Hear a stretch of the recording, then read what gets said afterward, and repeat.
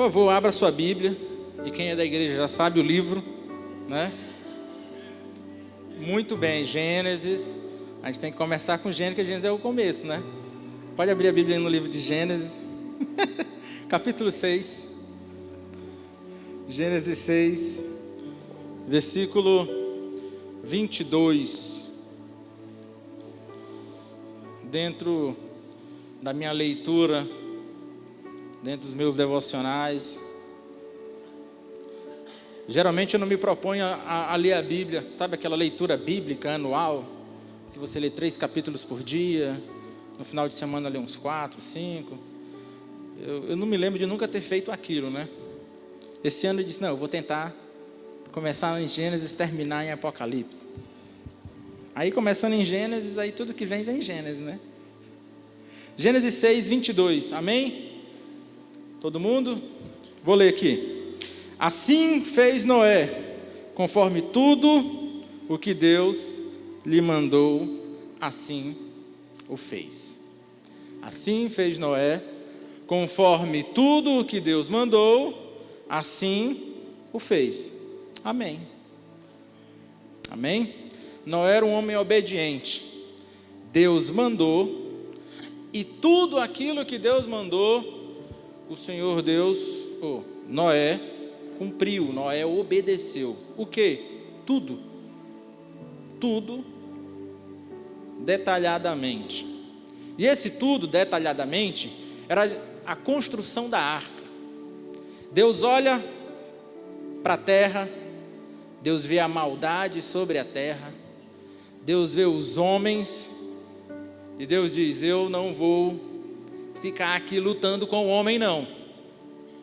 A idade do homem vai ser de 120 anos, e ele vai perecer.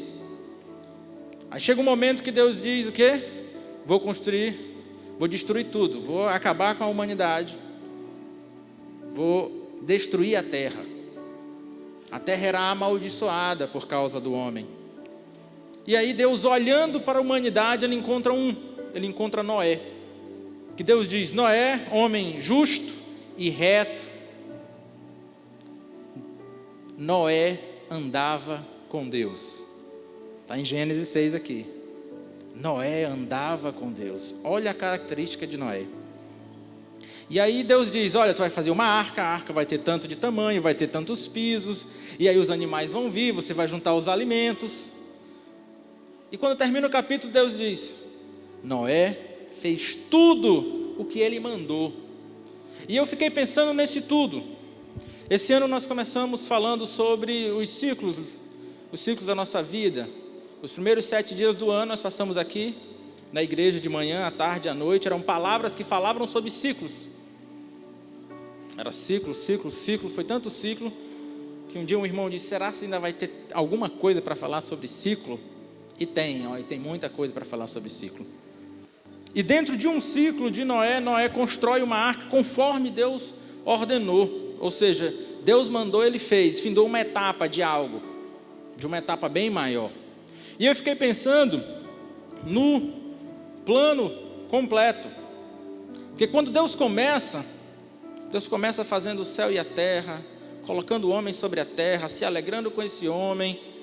Mas no capítulo 6, no 6º capítulo desse livro aqui, que é um pouco extenso, é muito não, é um pouquinho. No 6º capítulo ali, de mais de 1000 capítulos, Deus já está destruindo aquilo que ele tinha feito há pouco tempo atrás. Algo estava se fechando, algo que não tinha agradado a Deus. E quando eu leio a Bíblia, eu descubro que Deus, ele é o mesmo. Eu descubro que Deus, ele fez o fim desde o começo. A Bíblia diz que ele é o princípio e o fim, ele é o alfa e o ômega. Então, esse Deus, que é o alfa e o ômega, ele também termina aquilo que ele faz. Assim como Noé ouviu a Deus e terminou algo, uma parte daquilo que Deus havia mandado, faz isso, ele fez. Eu fiquei me perguntando o que é que Deus tem mandado eu fazer para que eu possa fazer, e Deus olhar para mim e dizer assim, também dizer, o Jefferson, de tudo aquilo que eu mandei, o Jefferson fez tudo. De tudo aquilo que Deus mandou você fazer, você hoje pode dizer: eu fiz tudo? Aí tem muita gente que já para nesse momento e diz: mas o que foi que Deus mandou eu fazer? Tem gente: Jefferson, eu não sei o que Deus mandou eu fazer. Se eu não sei o que Deus mandou eu fazer, como é que eu vou fazer um tudo que eu nem sei qual é? Então, nós paramos no começo muitas vezes. A gente não sabe o que Deus mandou fazer. Não, mas existem coisas que nós sabemos o que Deus mandou fazer e mesmo assim nós não fazemos. Existem ciclos que nós entramos nele, que Deus não mandou que você entrasse. Nós caminhamos por trilhas, por veredas, por caminhos que não foi o Senhor Deus que ordenou, que pediu, ou que direcionou, ou que disse: aqui é bom.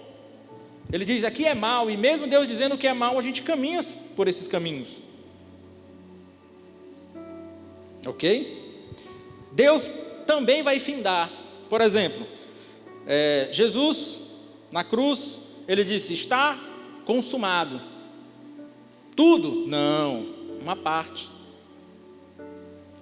ali se findou.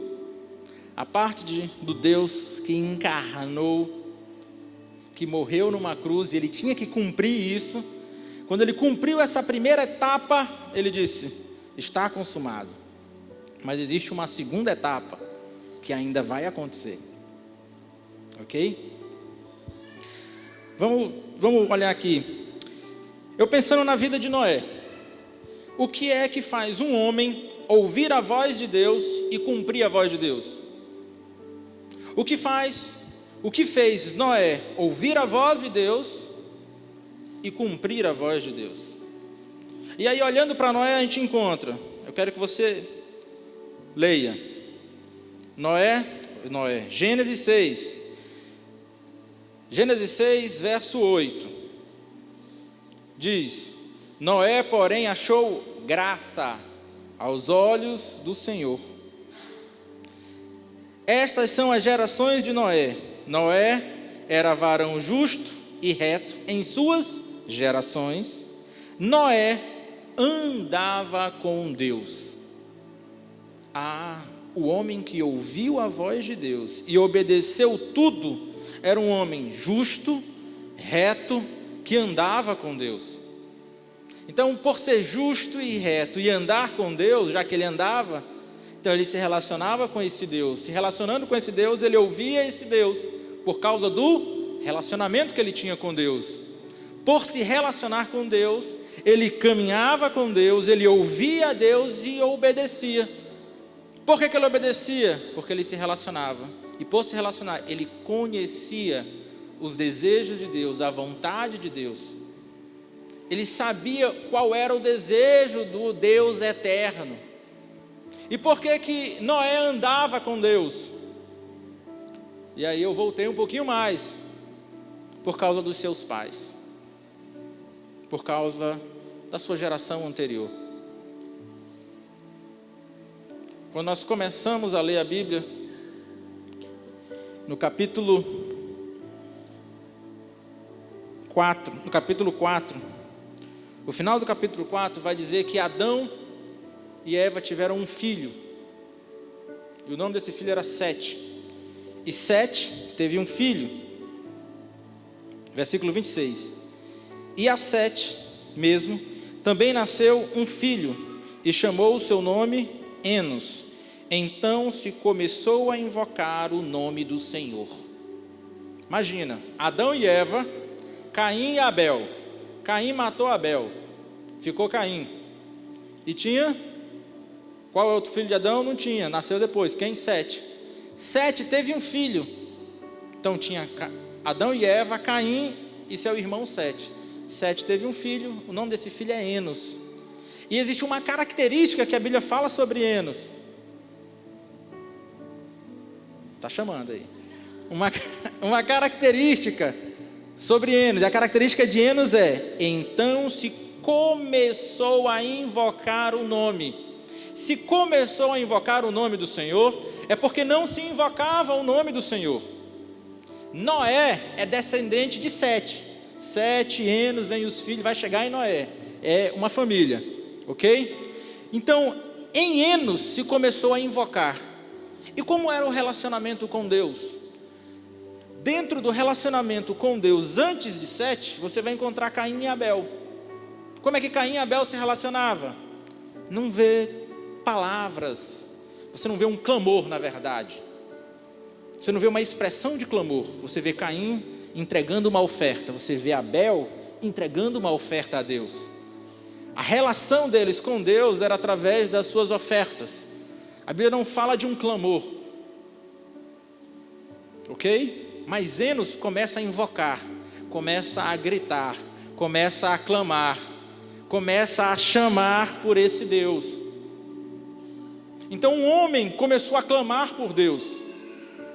E os seus filhos, nas gerações seguintes, você vai encontrar na geração desse homem que clamou por Deus, dentre os seus filhos, netos, bisnetos, homens que também clamaram por Deus, ok? Então Enos invoca o nome de Deus, clama por Deus, sai gritando por Deus, querendo o quê? Se relacionar com esse Deus.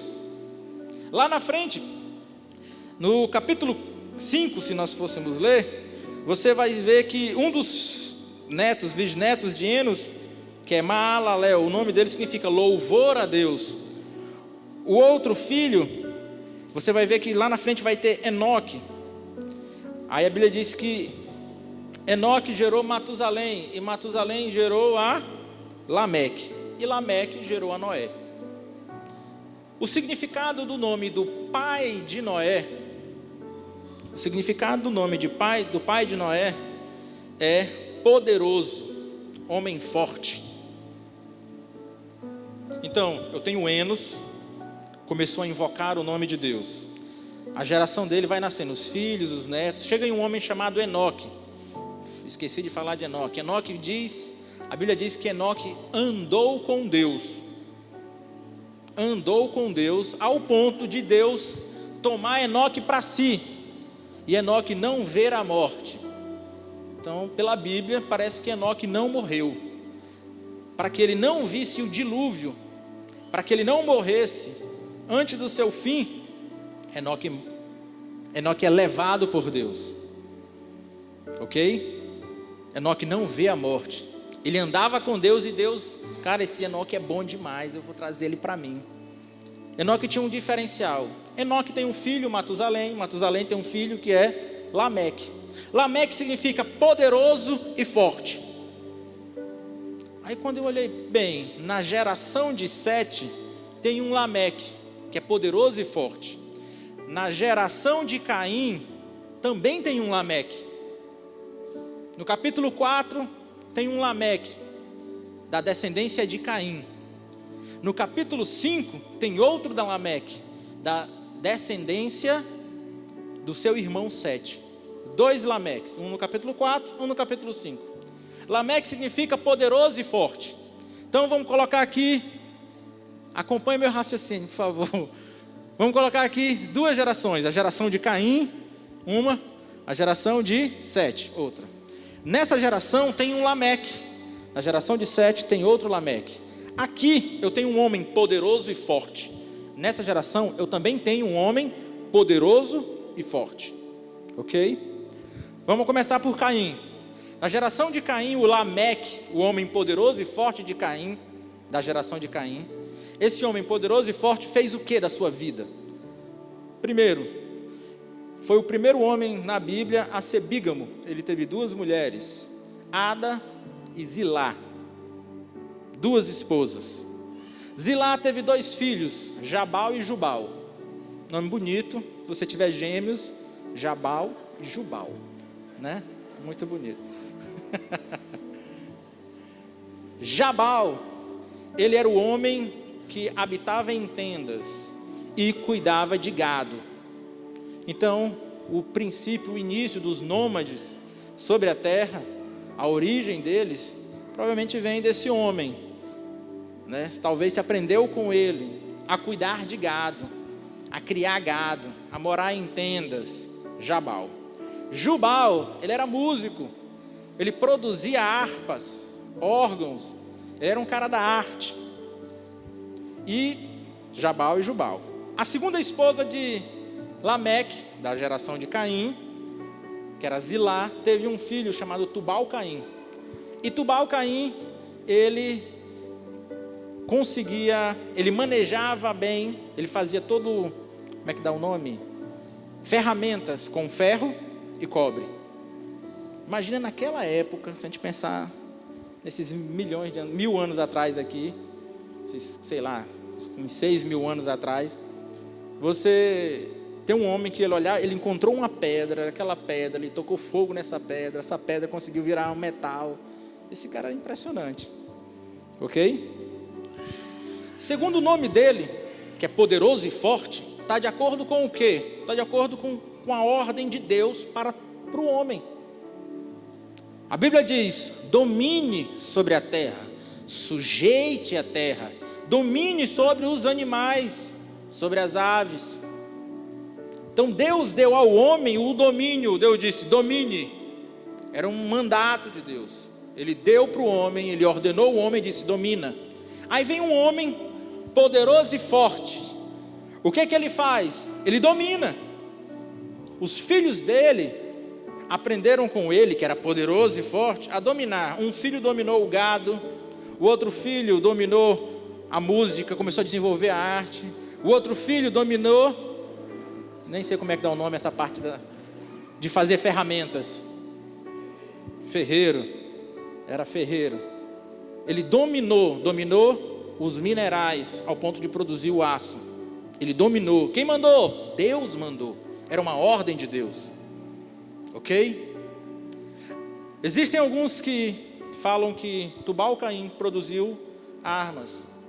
Lameque, um homem poderoso e forte, naquela época o nome da pessoa representava aquilo que ele era uma característica do indivíduo.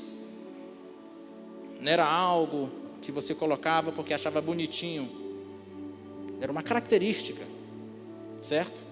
Então, se o nome dele significava poderoso e forte, é porque Lameque, de fato, era um homem poderoso e era um homem forte. E acredite-se que com a arma feita pelo seu filho, foi que ele matou, e está lá em Gênesis 4, ele matou um jovem, ele matou 2 homens. E ele disse que, se para Caim tem que perdoar 7 vezes, para mim é 70 vezes 7. Gênesis 4, 7 vezes Caim será vingado, mas Lameque 70 vezes 7. Ou seja, um homem poderoso e forte, utilizando daquilo que Deus deu ordem para ele utilizar, ele começou a praticar coisas que desagradaram o coração de Deus. Ele dominou a terra, dominou os minerais, ele pegou aquilo que ele dominou, em vez de abençoar, ele matou 2 homens. Ok? Um homem poderoso e forte, obedecendo ou tomando posse daquilo que Deus havia dado, ele conseguiu desagradar o coração de Deus. Essa era a geração de Caim. Esse foi Lameque, um homem poderoso e forte. Ok? Vamos para o outro lado agora. 7 também tinha um Lameque, um homem poderoso e forte. Esse homem poderoso e forte gerou, segundo a Bíblia, filhos e filhas, mas a Bíblia cita um, Noé. E citando Noé, a Bíblia diz que Noé era um homem justo, reto e que andava com Deus. Noé andava com Deus. A Bíblia não diz que Noé, tirando a grande construção, a arca, né, que salvou os animais e a ele e a família dele, a Bíblia não diz que Noé, não fala nada de Noé. Noé fez isso e foi grande. Lameque fez isso e foi grande. Matusalém fez isso e... Não, a Bíblia não diz. Você viu que lá do outro lado, um produziu gado, o outro fez harpas, música, o outro, o ferro, as ferramentas. Do lado de cá, o que ressaltava era o relacionamento deles com Deus. Do lado de Sete, aquele que gerou a Enos, que clamou por Deus, que teve como um dos seus descendentes Enoque, aquele que andou com Deus, que gerou a Lameque, um homem poderoso e forte, filho de Matusalém, homem armado, homem de paz. Filho de um homem de paz, gerou um homem forte e poderoso, que gerou a Noé. E qual era a característica de Noé? Um homem reto, justo, que andava com Deus. Duas gerações. E o que a Bíblia fala do tempo de Noé? Abra sua Bíblia em Lucas.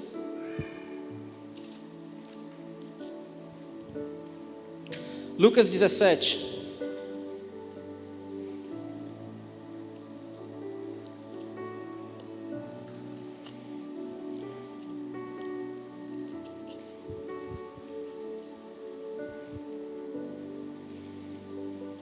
Lucas 17, 20.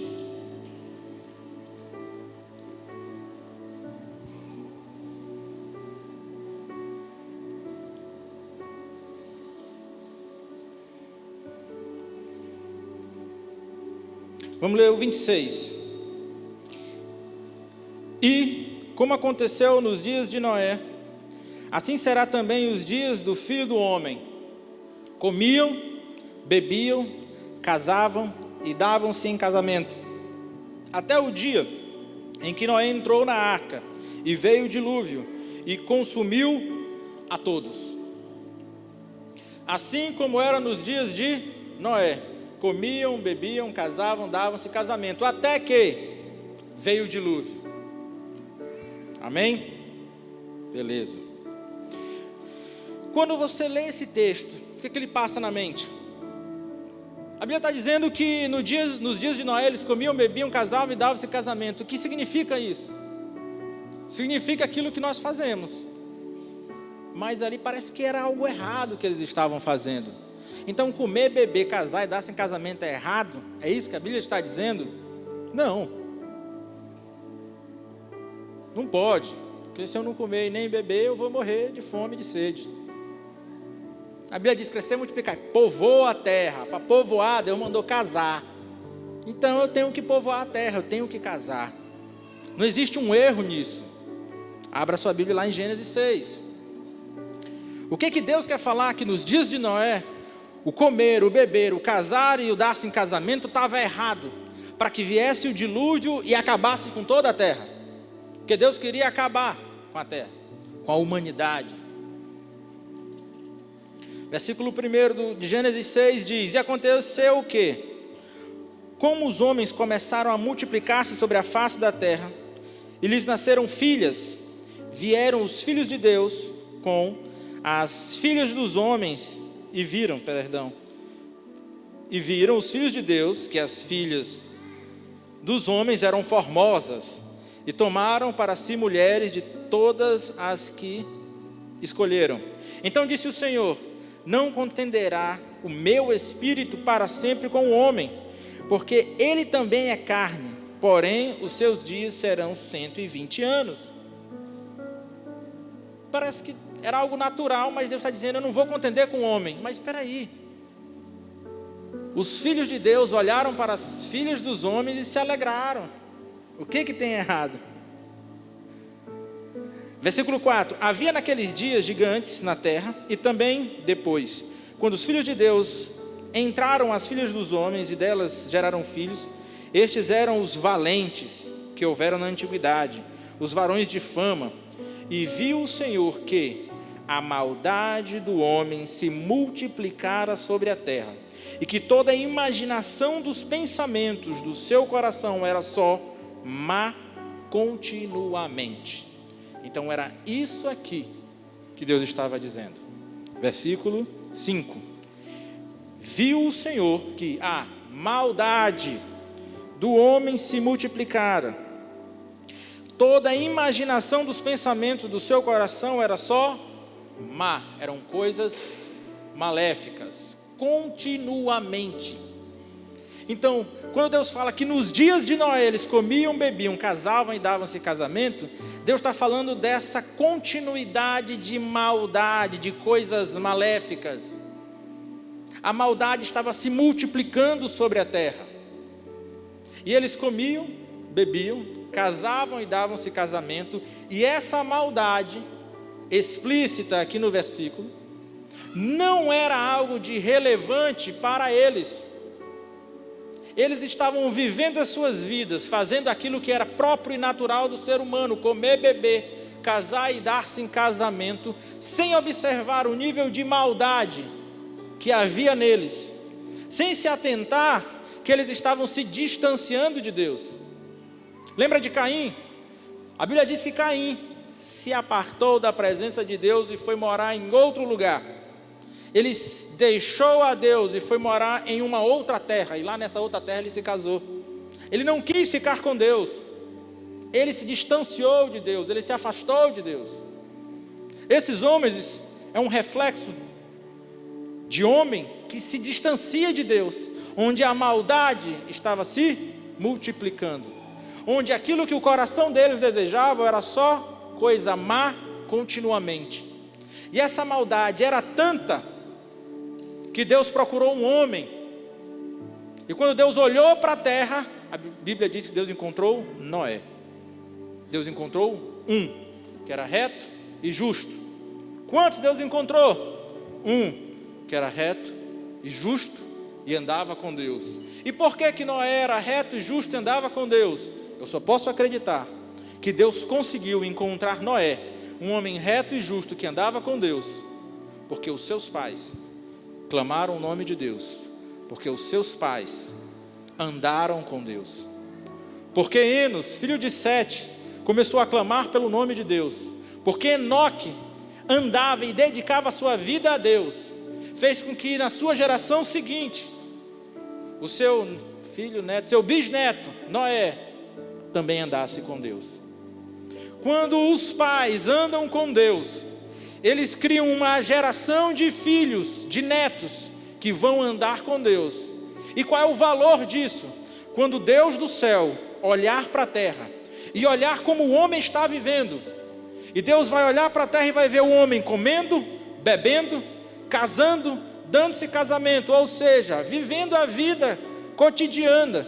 Deus vai ver se esses homens estão vivendo os seus dias distanciados dele, com pensamentos de maldade, pensamentos que fluem do coração, que Deus diz, são má continuamente, ou que são como Noé, um homem reto e justo que anda com Deus. Qual é o valor de ser um homem forte e poderoso como Lameque? Hoje, eu posso ser um homem forte e poderoso, que gero o Jabal e o Jubal, homens que vão dominar a terra, homens que vão produzir sobre a terra, mas que não vão produzir nada relacionado ao céu, que não vão produzir nada, que quando Deus olha, Deus vai olhar e não vai encontrar retidão e justiça nesses homens. Ou eu posso ser um homem reto, um homem poderoso e forte, como Lameque, filho de Matusalém, da geração de Sete, um homem forte e poderoso, que conseguiu passar para o seu filho algo, que fez com que Noé fosse reto, justo e andasse com Deus. Que tipo de homem forte e poderoso nós estamos nos tornando? Que tipo de homem e mulher forte e poderoso você tem se tornado? Deus disse lá em Gênesis capítulo 1, domine sobre a terra. É uma ordenança de Deus para nós, para todo homem e toda mulher. Domine sobre os animais, domine sobre as aves, domine sobre os animais das águas, sobre os peixes, domine sobre a terra, sobre as plantas, domine. Mas você pode ser forte e poderoso, como Lameque, descendente de Caim, forte e poderoso, como Lameque, descendente de Sete. Um Lameque produziu homens que dominaram sobre as coisas naturais. O outro Lameque produziu um homem que aquilo que ele dominou sobre as coisas naturais não estão assim explícitas na palavra, mas aquele homem foi achado por Deus para que a vida permanecesse sobre a terra.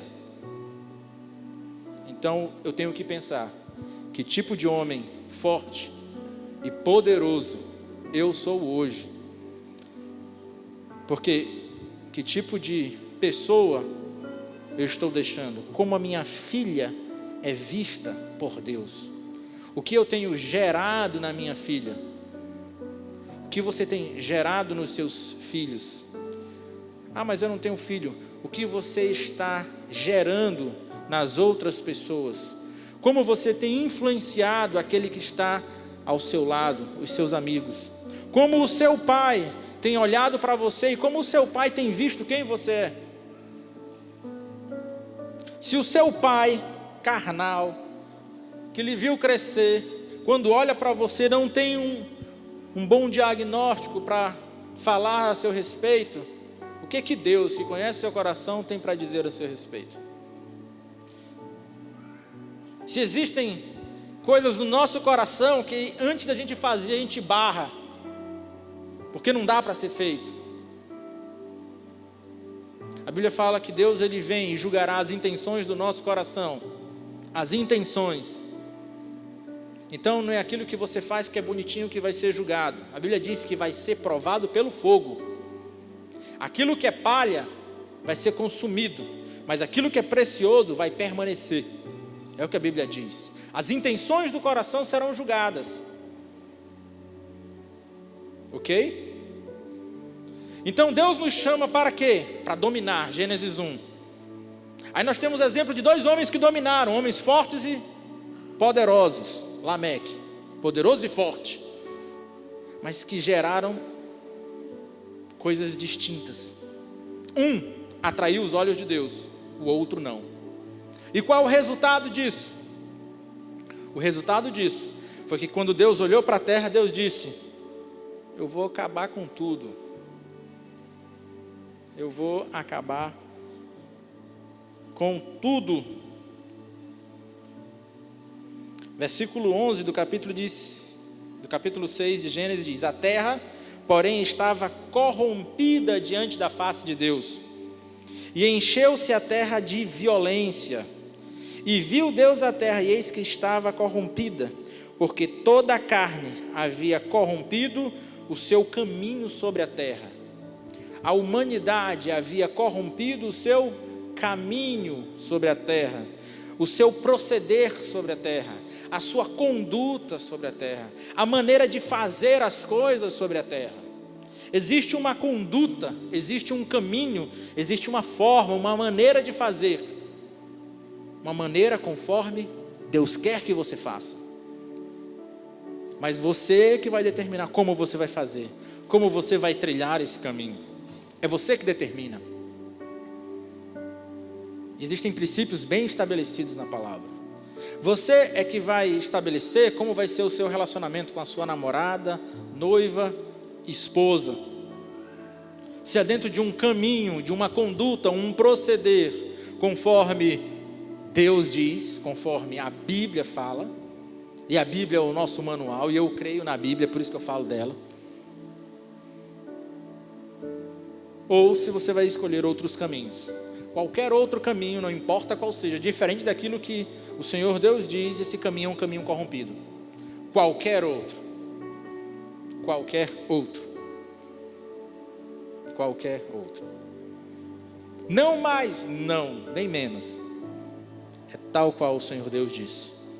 Noé ouviu a Deus e obedeceu. Assim fez Noé, conforme tudo o que Deus lhe mandou, ele cumpriu. Tudo, conforme Deus mandou, ele fez. Amém?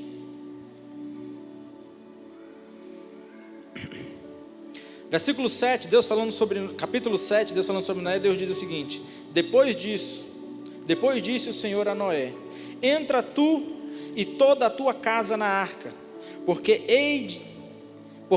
te hei visto justo diante de mim nesta geração. Cara, Deus olhar do céu e falar para você: eu tenho visto o teu proceder nessa terra, nessa geração, e eu sei que você tem sido justo diante de mim. E qual é a vantagem de você ser justo diante de Deus? Deus escolhe Noé. Dentro de uma geração, está aqui, esse homem. Tirou Noé. E diz, eu vou terminar, eu vou acabar com a terra. Construa uma arca. Coloque os animais. E tu, os teus 3 filhos, a tua esposa e as esposas deles vão estar na arca. Quando eu sou achado justo, reto, diante de Deus, quando eu caminho com Deus, Deus olha para mim, e aquilo que Ele vai fazer, não importa, Ele me coloca dentro de um local de proteção, para mim e para minha casa, para mim e para os meus filhos. Por eu ser reto e justo diante de Deus, Deus escolheu a mim, Deus pegou a minha esposa, os meus filhos, as esposas dos meus filhos e disse, vocês vão estar na arca. A Bíblia não diz que Sem era justo, que Cã era justo, que Jafé, filhos de Noé, eram justos, nem que a esposa dele era justa, nem as suas noras, não, justo a Bíblia diz que era ele. Se eles eram, eu não sei, a Bíblia não diz. Se diz, eu não encontrei. A Bíblia não diz. Então justo era ele, e por ele ser justo, ele foi salvo, e a sua família foi salva, a sua esposa foi salva, as suas noras foram salvas, a sua geração foi salva. Por ele ser justo, a terra foi salva, os animais foram salvos, aves, imagina, leão foi salvo por causa de quem? Porque tinha um justo sobre a terra. Ah, tá de brincadeira. Não, eu estou falando sério, está na Bíblia. Um justo foi achado e trouxe vida para os animais. A gente fala tanto da preservação da natureza nos nossos dias. Na época da Bíblia, de Gênesis, quem preservou foi um homem justo. Vou dizer quem fez, quem não fez. Quem preservou foi um homem justo. Um homem justo diante de Deus. Então um homem justo diante de Deus preserva a natureza. Um homem justo diante de Deus preserva a sua casa. Então nós podemos olhar para a nossa casa e fazermos a avaliação da nossa casa. Como é que está a minha casa? Como é que a minha casa se encontra hoje? Como é que o local onde eu trabalho está hoje? Porque o lugar que eu executo ali, ele tem que ser... onde eu convivo, ele tem que ser influenciado pela retidão, justiça e pelo convívio que eu tenho com o meu Deus. Isso tem que ser transformado. O lugar que você frequenta tem que ser transformado pela sua presença. De alguma forma, a graça, a glória que há em Deus, espelhada na sua vida, tem que refletir nas pessoas que convivem com você. De alguma forma. Na época de Noé foi a salvação dos seus e dos animais. Nos nossos dias, como isso tem acontecido? Como isso tem acontecido no seu dia a dia? Isso é algo diário. Isso é o poder de Deus. O poder de Deus não é só orar e alguém ser curado de uma doença grave. Ser curado de uma dor de cabeça também é poder de Deus. Poder de Deus é você ser uma boa influência no ambiente do seu trabalho, porque a Bíblia diz que o poder de Deus é o Evangelho. O poder de Deus é o Evangelho, é essa palavra, é olhar para Deus e obedecer. Esse é o poder de Deus sobre a terra. O poder de Deus naquele tempo, para salvar a terra, foi um homem justo ouvir a Deus e obedecer, foi o poder de Deus. A forma milagrosa de Deus foi falar com um homem que construiu uma grande arca e colocou os animais dentro. Esse foi o poder de Deus. Aleluia. Gênesis 8, versículo 20.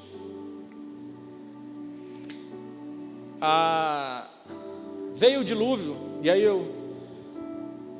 Noé construiu a arca como Deus havia ordenado. Sua família foi salva. Os animais vieram, entraram. Foram 40 dias e 40 noites de chuva, de muitas águas, de água por tudo que era lado. A Bíblia diz que as águas passaram das montanhas 7 metros. Foram 150 dias para as águas baixarem. Ok? Aí Noé sai da arca. Versículo 20. do capítulo 8 diz: E edificou Noé um altar ao Senhor, e tomou de todo animal limpo e de toda ave limpa, e ofereceu holocausto sobre o altar. E o Senhor cheirou o suave cheiro, e disse o Senhor em seu coração: Não tornarei mais a amaldiçoar a terra por causa do homem, porque a imaginação do coração do homem é má, desde a sua meninice. Nem tornarei mais a ferir todo vivente como fiz.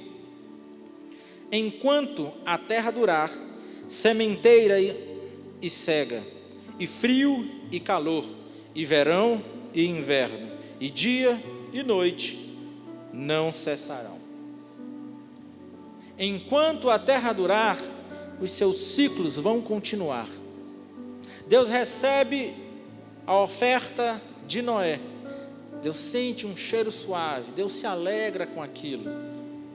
Depois de um período de tormenta, de grande tribulação, de tudo ao seu redor morrer, tudo que estava fora da arca morreu. E aí as águas baixam, ele desce daquela arca e ele oferta a Deus. Ele se coloca diante de Deus e faz uma oferenda a Ele, em gratidão, reconhecendo que Ele é Deus. Deus se alegra com aquilo e diz: nunca mais eu vou destruir o homem por completo, nunca mais. Mas ele diz o seguinte, versículo 22, e a gente passa por alto, né? Diz: enquanto a terra durar. Ou seja, parece que existe um tempo limite para a nossa terra, porque enquanto ela durar. Aqui não está dizendo para sempre, não, enquanto durar a terra, enquanto ela durar. Vamos fazer o seguinte, vamos lá para Salmos 102. Eu vou procurar aqui, se eu achar primeiro do que você, eu leio. Se você quiser só anotar, fica à vontade, tá? Salmo 102, versículo 26. Versículo 23 diz o seguinte, presta atenção.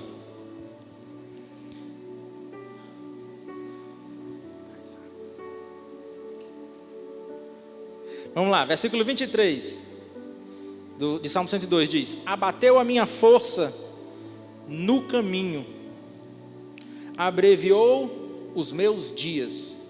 Vocês lembram do caminho? Porque o homem se desviou do caminho, lá de Gênesis. A força do homem foi abatida no caminho, na sua trajetória de vida. Dizia eu: Deus meu, não me leves no meio dos meus dias, tu, cujos anos alcançam todas as gerações. Desde a antiguidade fundaste a terra, e os céus são obras das tuas mãos. Eles perecerão, mas tu permanecerás.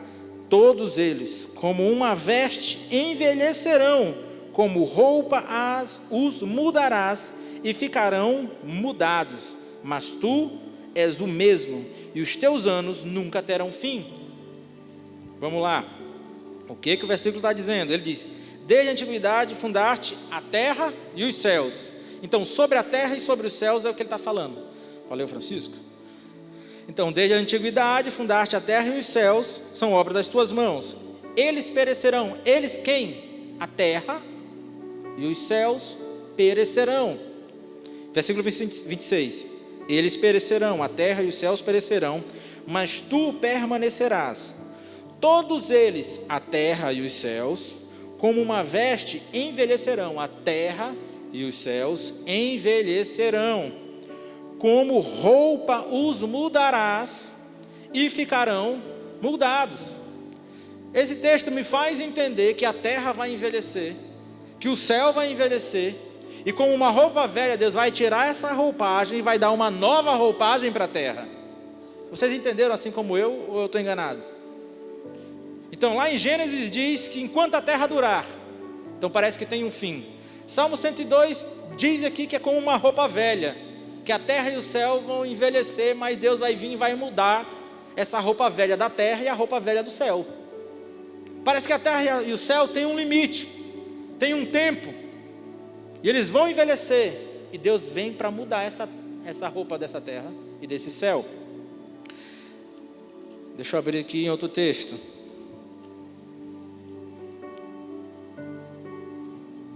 Hebreus, capítulo 1, versículo 10 diz o seguinte: E tu, Senhor, no princípio fundaste a terra e os céus, são obra de tuas mãos. Eles perecerão, novamente, a terra e o céu vão perecer, mas tu permanecerás, e todos eles, como roupa, envelhecerão, e como um manto os enrolarás, e como uma veste se mudarão, mas tu és o mesmo, e os teus anos não acabarão. Aleluia. Vamos lá para 2 Pedro 3,10. Quem está anotando, anota, eu leio. Hebreus 1, 10, 11 e 12. Hebreus 1, 10, 11 e 12. Agora 2 Pedro 3, versículo 10 diz, e aqui a gente vai começar a mudar. No versículo 10 de 2 Pedro capítulo 3 diz: Mas o dia do Senhor virá, como o ladrão da noite, no qual os céus passarão com um grande estrondo, e os elementos, ardendo, se desfarão, e a terra e as obras que nela há se queimarão. Eu não li, mas em Gênesis a Bíblia diz que Ele não vai mais destruir a terra com água. Deus diz. Deus colocou um arco sobre a terra. Toda vez que for chover, o meu arco, o arco do meu concerto, o arco da minha aliança vai aparecer. E vocês saberão que a terra não vai mais ser destruída pela água. Em Salmos e em Hebreus nós vemos que a terra vai envelhecer e vai chegar o dia da roupa dela ser mudada. Aqui, em 2 Pedro, diz que tudo vai ser queimado. Diz que o dia do Senhor virá. E ele chama esse dia como o dia do Senhor. O dia do Senhor virá como o ladrão da noite, no qual os céus passarão com grande estrondo, e os elementos ardentes se desfarão, e a terra e as obras que nela há se queimarão. A terra e as obras que nela há serão queimadas. Vamos lá para 1 Tessalonicenses.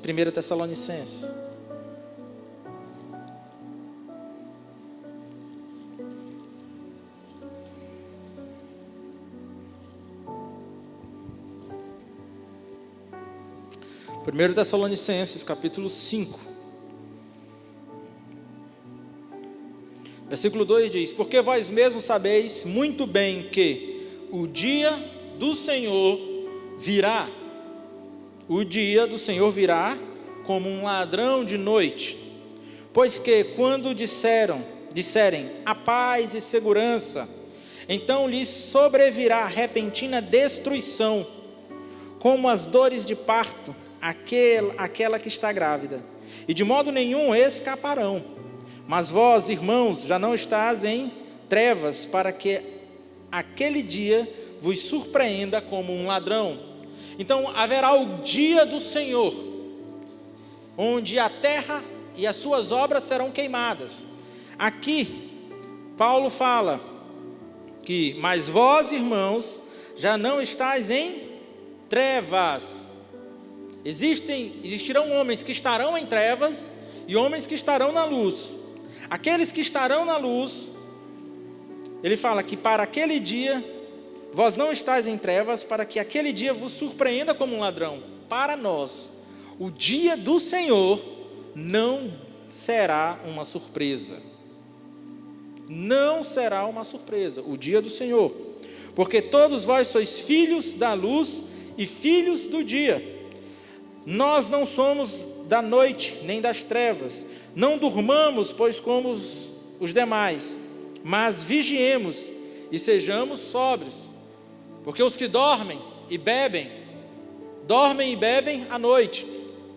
Mas nós, que somos do dia, sejamos sóbrios, vestindo-nos da couraça da fé e do amor, e tendo por capacete a esperança da salvação, porque Deus não nos destinou para a ira, mas para a aquisição da salvação por nosso Senhor Jesus Cristo, que morreu por nós, para que, quer vigiemos, quer durmamos, vivamos juntamente com Ele. Pelo que exortais uns aos outros e edificai-vos uns aos outros, como também o fazeis.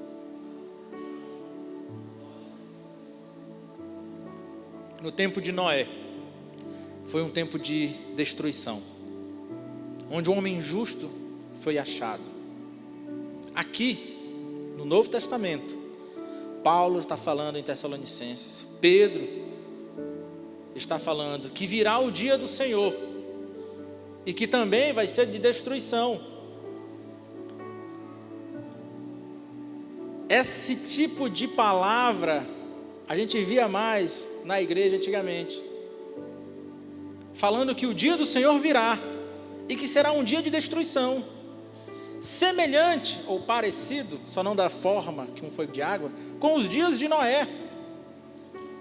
Nós vemos em Lucas, assim como nos dias de Noé, o estilo de vida era semelhante aos dias de Noé, e o resultado foi que houve um período de destruição. E lá em Lucas, Lucas diz que serão parecidos como os dias de Noé, o nosso estilo de vida, e que virá uma destruição, que é chamado de o dia do Senhor, que em 2 Pedro fala que vai ser queimada a terra e as suas obras. Esse dia virá. Se eu acredito que teve o dilúvio, eu também vou acreditar que vai ter um fogaréu muito grande sobre a terra. E esse dia é o dia do Senhor. Eu tenho que acreditar nisso. Se eu creio na Bíblia, não, eu acredito em Jesus. Jesus veio, morreu numa cruz, aleluia. E realmente Ele veio, e não é pouco. Essa é a razão. Então, se eu acredito nisso, eu também tenho que crer que esse dia, o dia em que não virá um dilúvio, mas o dia em que virá grande destruição sobre a terra também está chegando. Nos dias de Noé, os homens não creram na palavra de Noé. E a Bíblia diz que seria semelhante. Então, nos nossos dias, muitos também não vão crer. E é por isso que é necessário que os justos se levantem, para que ele e a sua casa sejam salvos no dia da destruição. Que dia? O dia do Senhor. Esse dia é chamado de dia do Senhor. E o que a Bíblia fala para mim sobre o dia do Senhor? Ele diz: ei, não tenham medo, vocês não estão em trevas. Esse dia não é para causar tremor, literalmente, temor em nós. Nós tememos a Deus e por Ele nós estamos salvos. Haverá, agora não vai ser uma arca, mas haverá uma arca que vai nos salvar também. Eu preciso ser achado justo diante de Deus. Eu preciso manter o meu coração reto diante de Deus. Eu preciso caminhar com Deus. Porque o dia do Senhor está chegando. O dia do Senhor está chegando. Vamos voltar para Lucas. Lucas 17. Lucas 17 diz o seguinte. Versículo 20. E interrogado pelos fariseus sobre quando havia de vir o reino de Deus, respondeu-lhes e disse: o reino de Deus não vem com aparência exterior, nem dirão, ei-lo aqui, ou ei-lo ali, porque eis que o reino de Deus está entre nós. E disse aos discípulos: dias virão, em que desejareis ver um dos dias do Filho do Homem, e não o vereis. E dir-vos-ão, ei-lo aqui ou ei-lo ali, não vades nem os sigais. Porque, como o relâmpago ilumina desde a extremidade inferior do céu até a outra extremidade, assim será também o Filho do Homem no seu dia. A vinda do Filho do Homem será como um relâmpago que sai no Oriente e se mostra no Ocidente. Mas, versículo 25, mas primeiro convém,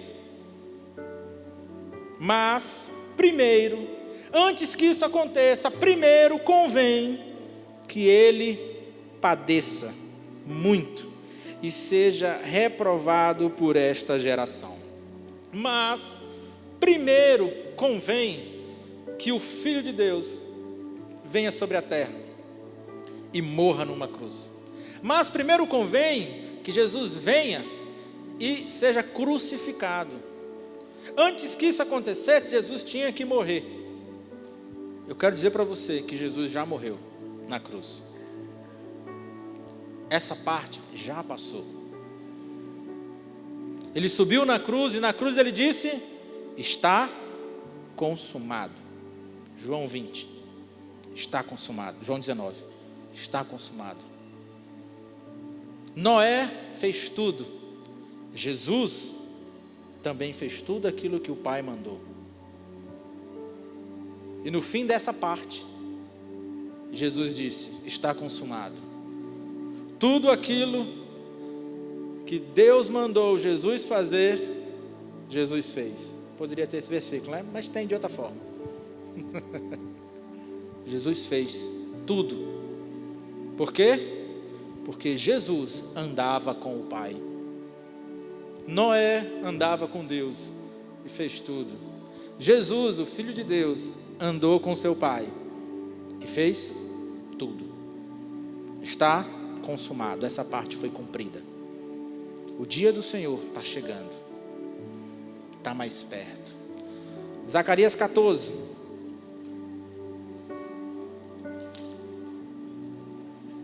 Zacarias 14 diz o seguinte: eis que vem o dia do Senhor, em que os teus despojos se repartirão no meio de ti, porque eu ajuntarei todas as nações para pelejar contra Israel, e a cidade será tomada, e as casas serão saqueadas, e as mulheres forçadas, e metade da cidade sairá para o cativeiro, mas o resto do povo não será expulso da cidade. E o Senhor sairá e pelejará contra estas nações, como pelejou no dia da batalha. E naquele dia estarão os seus pés sobre o Monte das Oliveiras, que está defronte de Jerusalém para o oriente. E o Monte das Oliveiras será fendido pelo meio, para o oriente e para o ocidente. E haverá um vale muito grande. A metade do monte se apartará para o norte, e a outra metade para o sul.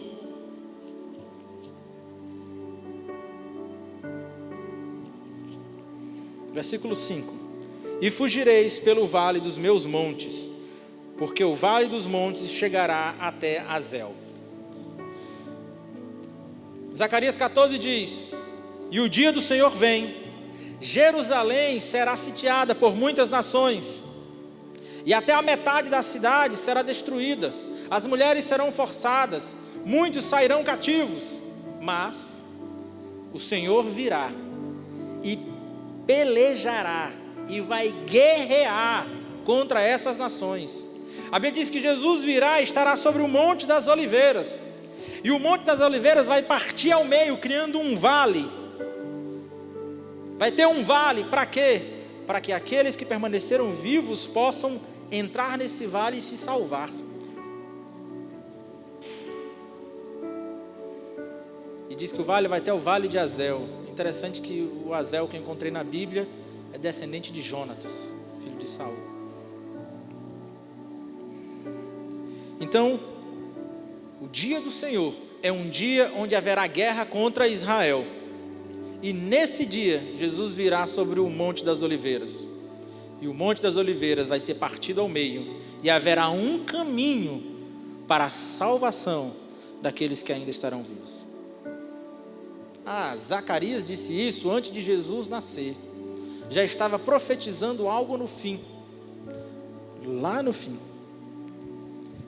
Depois de Zacarias vem Malaquias, que diz que ele enviaria o profeta Elias. E antes que viesse o grande e terrível dia do Senhor, eu vou ler porque tem muitas pessoas que precisam ouvir tal qual. Vamos lá. Versículo 5 diz: eis que eu vos envio o profeta Elias, antes que venha o dia grande e terrível do Senhor. Tem um homem de Deus que fala que esse dia, o grande dia do Senhor, ele é grande para alguns e será terrível para outros. E aí você vai ter que decidir se ele será grande para você ou se será terrível para você. Então haverá um dia, num futuro, grande e terrível, que é o dia do Senhor. Então antes que venha esse dia, eu vos envio o profeta Elias, e converterá o coração dos pais aos filhos, e o coração dos filhos aos seus pais, para que eu não venha sobre a terra e a fira com maldição. Caminhando para o fim, literalmente, né? Apocalipse.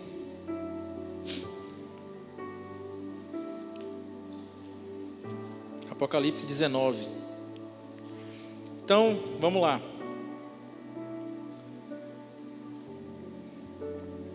Houve uma destruição no início por causa da humanidade, que decidiu viver os seus dias distantes de Deus. Mas um homem foi achado. A Bíblia fala o prenúncio de uma outra destruição. A Bíblia diz que Jesus viria e Jesus veio. Jesus morreria, Jesus morreu. A Bíblia diz que em um dia uma nação poderia ser construída, poderia existir, como a Bíblia diz.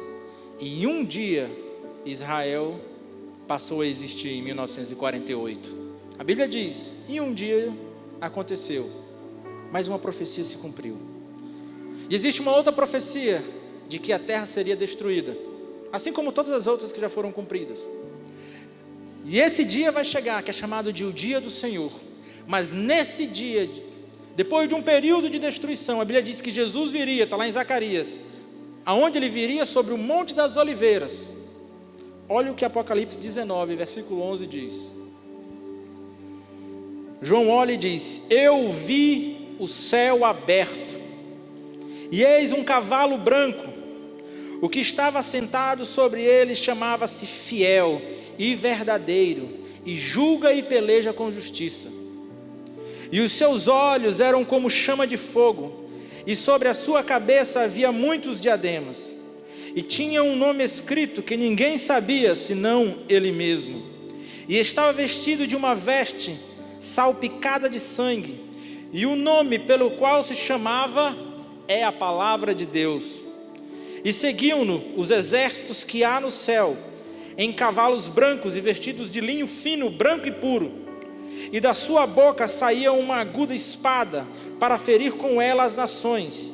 E ele as regerá com vara de ferro, e ele mesmo é o que pisa o lagar do vinho do furor e da ira do Deus Todo-Poderoso. Imagina uma batalha, Senhor dos Anéis, o retorno do rei, os orques de um lado, os homens, os elfos, os anões do outro lado. E a ideia é que o rei virá. Vamos lembrar algo mais bonitinho, Nárnia, o primeiro filme. Lá vem a rainha do gelo com seu exército, onde os filhos de Adão estão guerreando contra ela. Quem? Os filhos de Adão.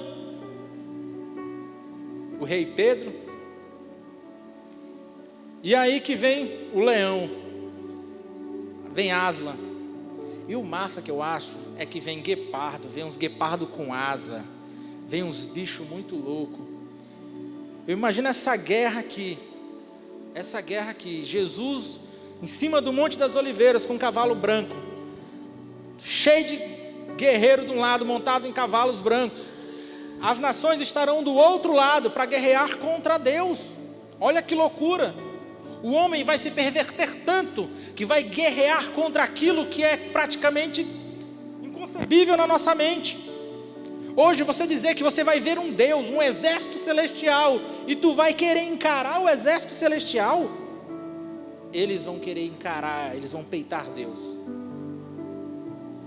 Eles vão peitar Jesus, montado num cavalo branco. mas vai ter todo tipo de natureza junto com Deus, junto com Jesus, para guerrear. E ele diz que ele mesmo pisará o vinho da ira do Deus Todo-Poderoso. Essa batalha vai acontecer. Eu acredito nisso, porque eu acredito na Bíblia. Tudo aquilo que já aconteceu, que foi profetizado, eu acredito. Se eu acredito que Maria Virgem deu à luz a Jesus, o Filho de Deus, eu tenho que acreditar nisso também, porque está na mesma Bíblia.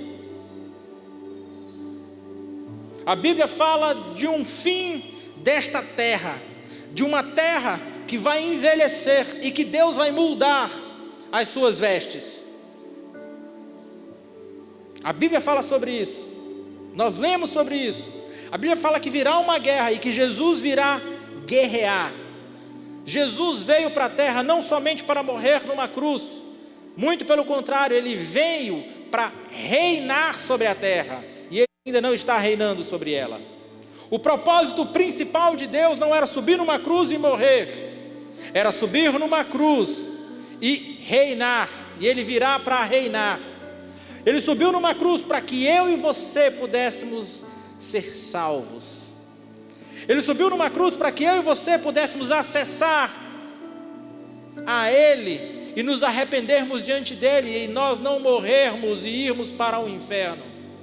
Ele subiu numa cruz pela sua graça e misericórdia para com os homens, e Ele nos adotou como filho. Quem entrou na arca? Noé e seus filhos.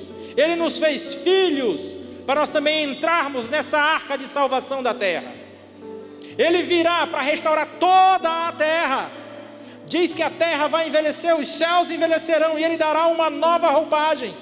Tudo será renovado, e eu e você temos que estar nessa. Você não pode ficar de fora. Esse mesmo Deus, Ele se garante, Ele vem para a guerra, Ele vem guerrear, Ele virá. Aleluia. Ele virá. E Ele já venceu a batalha. Ele disse: eu venho, eu vou guerrear e eu vou vencer. Ele venceu. Você já pode proclamar entre as nações que Ele venceu, porque as nações proclamarão. E o que acontece depois? A gente está chegando no fim, viu, gente? Prometo. Para terminar, 2 textos rápidos. O primeiro é o texto do juízo final, Apocalipse 20. A gente tem que falar, é Bíblia. Apocalipse 20, capítulo 11 diz, versículo 11: eu vi um grande trono branco e o que estava sentado sobre ele, de cuja presença fugiu a terra e o céu, e não se achou lugar para eles. A terra e o céu fugiram da presença de Deus. Tentou achar um cantinho para se esconder. O trono branco de Deus, o trono do julgamento. E viu os mortos, grandes e pequenos, que estavam diante do trono, e abriram-se os livros. E abriu-se outro livro, que é o da vida. E os mortos foram julgados pelas coisas que estavam escritas nos livros, segundo as suas obras. Abriu-se o livro e o outro livro, o livro da vida. E conforme o que estava escrito nos livros, eu e você seremos julgados, conforme os livros. E deu o mar os mortos que haviam nele, e a morte e o inferno deram os mortos que haviam neles, e foram julgados cada um segundo as suas obras. E a morte e o inferno foram lançados no lago de fogo. Esta é a segunda morte. E aquele que não foi achado escrito no livro da vida foi lançado no lago de fogo. Na Bíblia tem escrito inferno, na Bíblia tem escrito lago de fogo. Então, quando você for em alguma igreja e lá falarem sobre inferno e sobre lago de fogo, é porque está escrito na Bíblia, e a gente tem que aprender, porque o fim daquele que não serve a Deus, aqui está dizendo, é lago de fogo e é inferno. Tem 2 livros, e eles serão lidos diante do trono branco de Deus. O trono branco de Deus fez com que a terra e o céu tentassem fugir, e não conseguiram. Aleluia. Nós temos que nos alegrar com isso. o grande dia do Senhor, os últimos dias, não é os dias de nós descobrirmos mais sobre a besta, sobre o diabo, sobre o anticristo. Não, serão os dias onde Jesus Cristo vai ser revelado à terra. Serão dias onde nós vamos nos alegrar com a revelação de quem Deus é. Enquanto pessoas estarão preocupadas com o diabo, com o anticristo, com a besta, nós nos alegraremos pela revelação de quem é Jesus Cristo, aquele que nós conhecemos na palavra, aquele que nós oramos. Nós vamos nos deleitar com a revelação de quem Ele é e nos alegrar e regozijar. E agora, para terminar, o último texto, Apocalipse 21. Eu vi um novo céu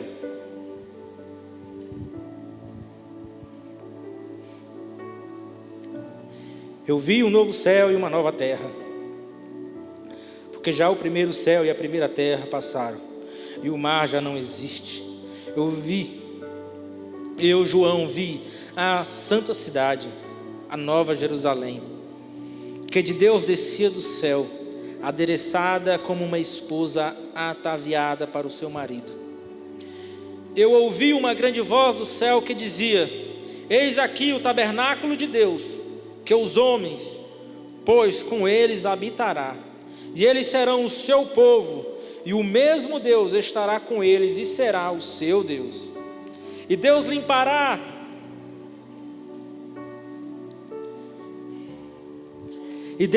de seus olhos toda lágrima, e não haverá mais morte, nem pranto, nem clamor, nem dor, porque já as primeiras coisas são passadas. E o que estava assentado sobre o trono disse: eis que faço novas todas as coisas. E disse-me: escreve, porque estas palavras são verdadeiras e fiéis. E disse-me mais: está cumprido. E disse mais: está cumprido. Eu sou o alfa e o ômega, o princípio e o fim. A quem quer que tiver sede, de graça lhe darei da fonte da água da vida. Quem vencer herdará todas as coisas, e eu serei o seu Deus, e ele será o meu filho. Mas quanto aos tímidos, e aos incrédulos, e aos abomináveis, e aos homicidas, e aos fornicadores, e aos feiticeiros, e aos idólatras, e a todos mentirosos, a sua parte será no lago que arde com fogo e enxofre, que é a segunda morte. Aleluia. Terminamos.